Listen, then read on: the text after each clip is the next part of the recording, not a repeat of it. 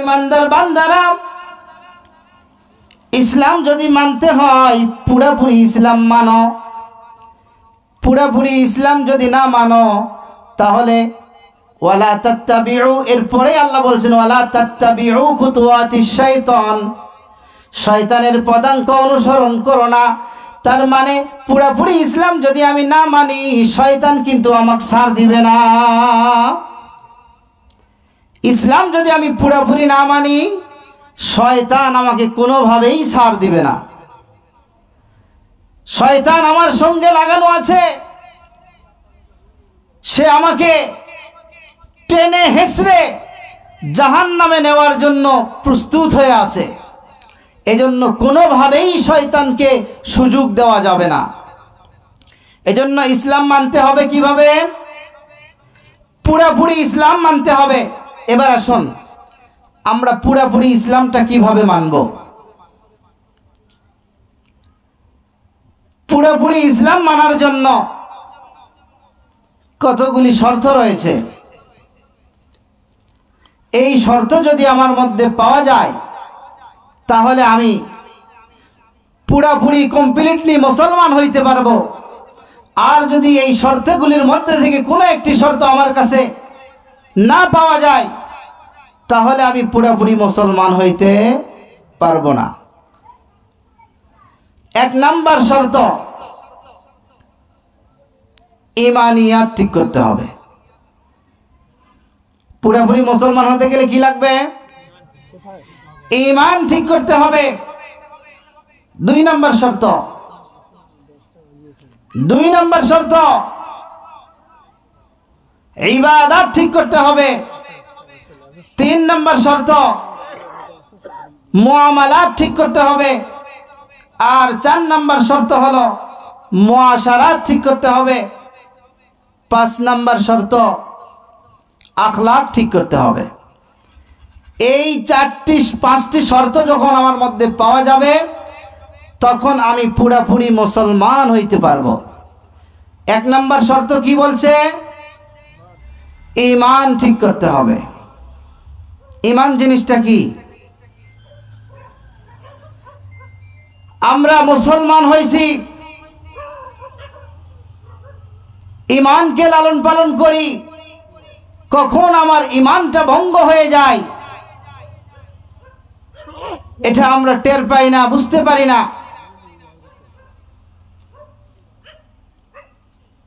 ঈমান বলা হয়, ভালো করে কথা বুঝতে হবে ঈমান জিনিসটা কি। ঈমান বলা হয়, কোরআন শুরু হয়েছে বিসমিল্লাহ দিয়ে। কি দিয়ে? বিসমিল্লাহ দিয়ে। শেষ হয়েছে মিনাল জিন্নাতি ওয়ান নাস। প্রথম অক্ষর হলো, প্রথম হরফ হলো বা, আর শেষ হরফ হলো সিন। এই বা আর সিন, এই দুইটার মাঝখানে যা কিছু আছে এসবগুলিকে মনে প্রাণে মেনে নেওয়ার নাম হলো ইসলাম, ঈমান। মনে প্রাণে মেনে নেওয়ার নাম ঈমান। বিসমিল্লাহর বা থেকে মিনাল জিন্নাতি ওয়ান নাসের সিন, এর মাঝামাঝি যা কিছু আছে সবগুলিকে মনে প্রাণে মেনে নিতে হবে। যখন আমি সবগুলিকে মনে প্রাণে মেনে নিতে পারবো তখন বোঝা যাবে যে আমার ঈমান ঠিক আছে। আর যদি আমি সবগুলিকে মনে প্রাণে মেনে নিতে না পারি তাহলে আমার ঈমান বাতিল হয়ে গেছে। আচ্ছা, এবার আসুন তাহলে ঈমান কাকে বলে? এক কথায় পুরা কোরআনকে মনে প্রাণে মেনে নিতে হবে। পুরা কোরআনকে মনে প্রাণে মেনে নিতে হবে, তাহলে বোঝা যাবে যে আমার ঈমান আছে। এবার ঈমানটা নষ্ট হয়, ভঙ্গ হয় কখন? ঈমান আনার জন্য পুরা কোরআনকে মনে প্রাণে মেনে নিতে হয়। তাহলে ঈমানটা নষ্ট হয় কখন? নষ্ট হওয়ার জন্য কি লাগবে? ঈমান নষ্ট হতে পুরা কোরআনকে কি অস্বীকার করার দরকার আছে? অর্ধেক অস্বীকার করা লাগবে? একটা সূরাকে যদি অস্বীকার করা হয়, একটা আয়াত না, একটা মাত্র শব্দকে যদি আমি অস্বীকার করি, কোরআনের একটা শব্দকে যদি আমি অস্বীকার করি, তাহলে আমার ঈমান নষ্ট হয়ে যাবে। আমার ঈমান কি হবে? নষ্ট হয়ে যাবে। সহজে বুঝে আসবে। আমরা সকলেই এখানে নামাজি আছি। নামাজ পড়তে গেলে কাপড় পবিত্র হতে হয়। কাপড় কি হতে হয়? পবিত্র, পাক পবিত্র হতে হয়। কাপড়ে যদি নাপাকি থাকে, সে কাপড় নিয়ে নামাজ আদায় হয় না। আচ্ছা, কাপড়কে পাক রাখতে গেলে কোন কোন জিনিস থেকে সেফ রাখতে হবে? মনে করে ধরেন 15টি আইটেম আছে নাপাকির। কয়টি আইটেম? 15 প্রকারের নাপাকি আছে। এই 15 প্রকারের সব প্রকার নাপাকি থেকে আমার কাপড়কে সেফ রাখতে হবে, তাহলে আমার কাপড় পাক থাকবে। এবার বলুন, এই কাপড় নাপাক হইতে গেলে কয়টা থেকে সেফ থাকতে হবে? 15টা। কাপড় নাপাক হইতে গেলে, পাক হইতে গেলে 15টার থেকে সেফ। নাপাক হইতে গেলে কয়টা নাপাকির প্রয়োজন আছে? 15টা নাপাকি লাগবে? 14টা? একটা? মাশাআল্লাহ। তাহলে একটা কাপড় পাক রাখতে গেলে 15 প্রকারের নাপাকি থেকে সেফ রাখতে হয়। আর একটা কাপড় নাপাকি হলে এক প্রকারের নাপাক ভরলেই সেই কাপড়টা আর পাক থাকে না, নাপাক হয়ে যায়। ঠিক তদ্রূপ ঈমান ঠিক রাখতে গেলে, ঈমানকে ঠিক রাখতে গেলে পুরা কোরআন শুরু থেকে নিয়ে শেষ পর্যন্ত পুরা কোরআনকে মনে প্রাণে মেনে নিতে হয়। কোরআনের একটি মাত্র শব্দ যদি আমরা অস্বীকার করি, তাহলে আমাদের ঈমান নষ্ট হয়ে যায়। ঈমানকে ঠিক রাখতে গেলে পুরা কোরআনকে আমার মনে প্রাণে বিশ্বাস করতে হবে, মানতে হবে। এখন যদি মোল্লারা মাইক তো সামনে পেলে ওয়াজ করতে থাকে, মেয়েদেরকে পর্দায় থাকতে হবে, এই কথা যখন মোল্লারা মাইকের সামনে যখন বলে মেয়েদেরকে পর্দায় থাকতে হবে, তখন এক শ্রেণীর লোক যারা আছে তারা বলে এই মোল্লারাই হলো সন্ত্রাস। এই মোল্লারা কি? সন্ত্রাস। এই মোল্লারা জঙ্গিবাদ। এরা মেয়েদেরকে 4 দেওয়ালের মধ্যে আটকে রাখার ফন্দি আটকাইছে। এই যে এই কথাটা আমি বললাম, বলার কারণে কোরআনের একটি আয়াত আমি অস্বীকার করলাম। আল্লাহ পাক রব্বুল আলামিন মেয়েদেরকে পর্দায় রাখতে বলছেন। পর্দা করা মেয়েদের জন্য ফরজ। আর যখন আমি বললাম মেয়েদেরকে পর্দায় রাখা যাবে না, 4 দেওয়ালের মধ্যে আটকানো যাবে না, এরা আটকায় যারা তারা মূলত সন্ত্রাস, এমন কথা যখন আমার জবান দিয়ে বাইর হয়েছে, বুঝতে হবে যে আমার ঈমানটা নষ্ট হয়ে গেছে, আমি কাফের হয়ে গেছি, আমি বেঈমান হয়ে গেছি। এজন্য ঈমানকে ঠিক করতে হলে পুরা কোরআনকে মানতে হবে। আমি কোরআনের একটি আয়াত, জিহাদের আয়াতকে আমি অস্বীকার করলাম। জিহাদের আয়াতকে যদি আমি অস্বীকার করি, তাহলে আমার ঈমান আর বাকি থাকে না।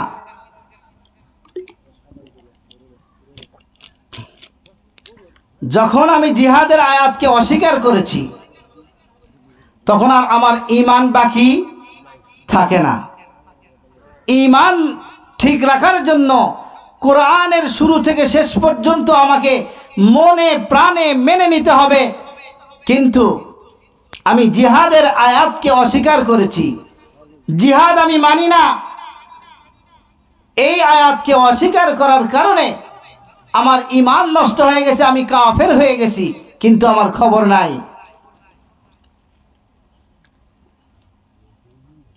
কোরআনের সামান্য একটি আয়াতকে আমি অস্বীকার করেছি,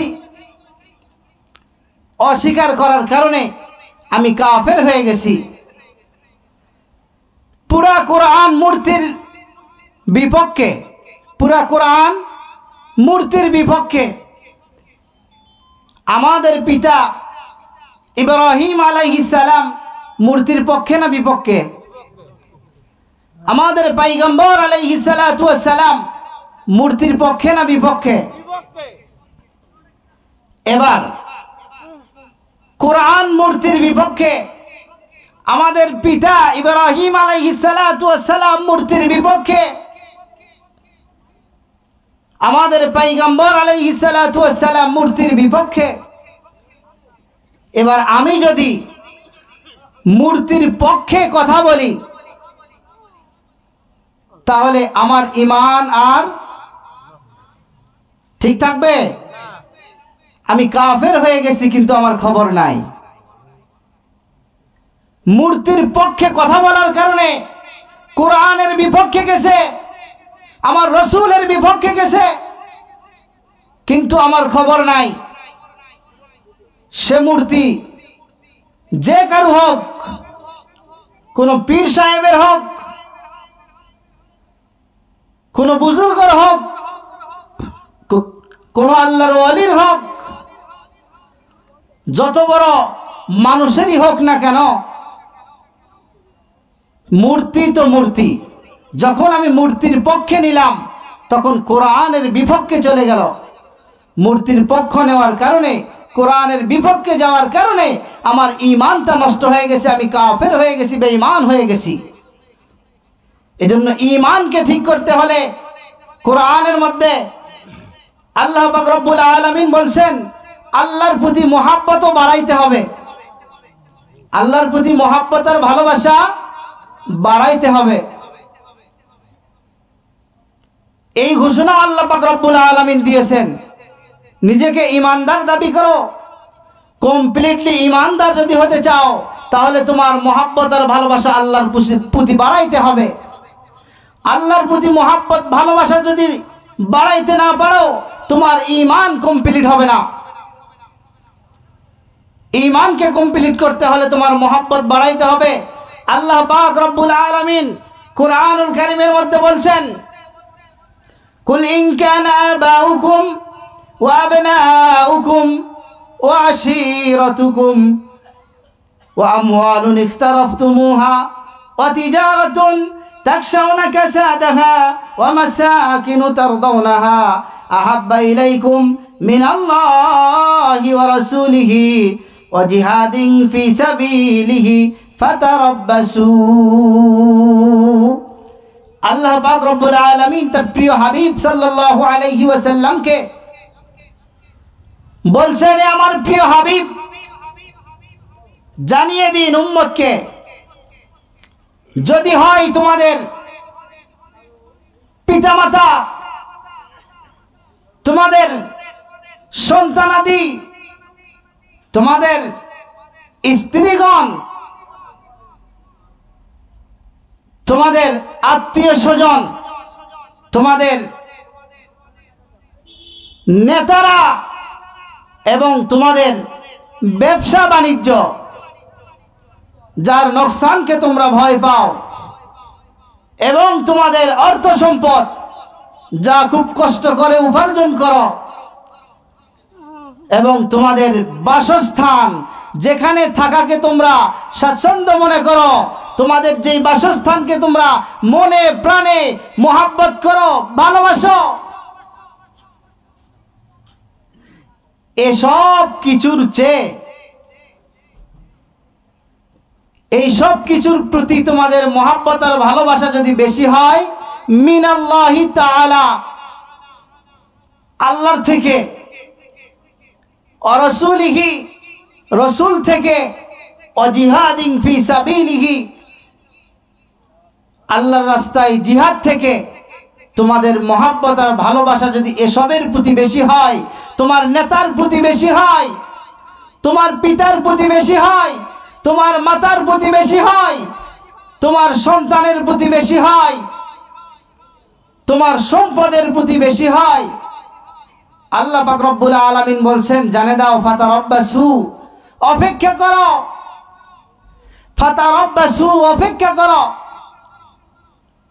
হাত্তা ইয়াতি আল্লাহু বিআমরি, আল্লাহ পাক রব্বুল আলামিনের সেই শাস্তির অপেক্ষা করো, আল্লাহ পাক রব্বুল আলামিনের সেই গজবের অপেক্ষা করো, আল্লাহ পাক রব্বুল আলামিনের সেই শাস্তির অপেক্ষা করো।